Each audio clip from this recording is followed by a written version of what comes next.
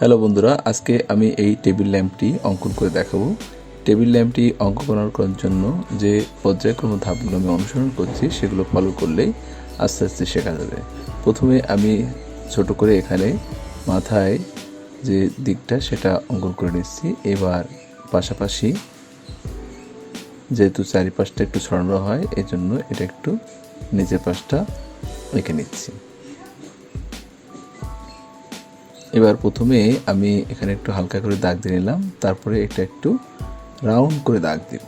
যেহেতু টেবিল ল্যাম্পের উপরে যে ঢাকনাটা থাকে সেটা একটু রাউন্ড আকার থাকে। এবার এমনি দাগ দিয়ে আস্তে আস্তে ডিজাইনটা তৈরি করব।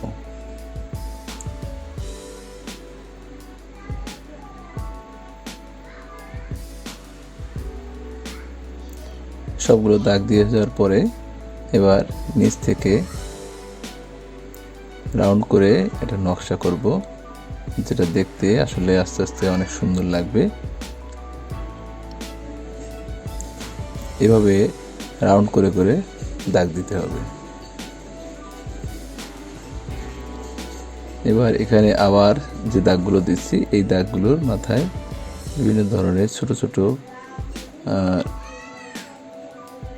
ঝুলপি থাকে, অর্থাৎ নকশাকৃত কিছু ঝুলানো থাকে। এবার এখান থেকে আস্তে আস্তে করে আমি একটা বৃত্ত অঙ্কন করব। টেবিল ল্যাম্পের যে গোড়াটা সেটা বিভিন্ন আকৃতি হয়ে থাকে, আসলে এখানে বৃত্তের মতো করে একটা করা হচ্ছে যা দেখতে সুন্দর লাগে।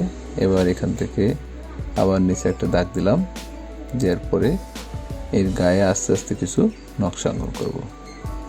তো বন্ধুরা, ভিডিওটি আস্তে আস্তে ফলো করলে এবং কিভাবে আমি রং করছি সবগুলো যদি লক্ষ্য করুন তাহলে দেখা যাচ্ছে পুরো ভিডিওটাই সহজে দেখলে আপনারা বুঝে যাবেন যে টেবিল ল্যাম্পটা কীভাবে অঙ্কন করব।